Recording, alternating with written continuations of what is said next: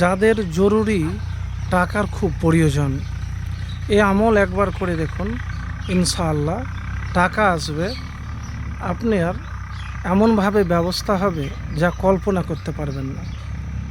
জীবনে এমনও মুহূর্ত আছে যে সব রাস্তা বন্ধ, কিভাবে ব্যবস্থা করবেন সেটাও বুঝতে পারছেন না। তো অনেক সময়তে মানুষ বুঝতে পারে যে এই দুনিয়াতে একটাই শিক্ষা আপনাকে দিবে যে বারবার কোনো মানুষের প্রতি আশা না রেখে যদি আল্লাহর ওপর নির্ভরতা করেন তাহলে সব কিছু পাবেন। তো প্রিয় ভাই, টাকার প্রয়োজন পূরণের জন্য নির্দিষ্ট একটি সময়ে প্রথমে উজু করবেন। উজু করার পরে আপনি 2 রাকাত হাজতের নামাজ পড়বেন। আর নামাজ পড়ার পরে হাত উঠিয়ে আপনি দোয়া করবেন।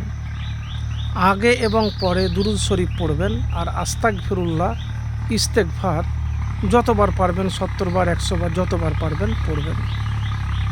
একবার এইভাবে আমল করে দেখুন, ইনশাআল্লাহ যদি আপনার দোয়া কবুল হয় তাহলে চোখের পলকেই টাকার ব্যবস্থা হয়ে যাবে।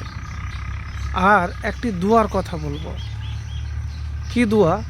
একটি ছোট্ট আয়াতের অংশ, কি যে ওয়ারজুকনা ওয়া আনতা খয়রুর রাজিকিন, ওয়ারজুকনা ওয়া আনতা খয়রুর রাজিকিন। আপনি এই দোয়াটি বেশি করে পড়বেন। এটি আয়াতের একটি অংশ।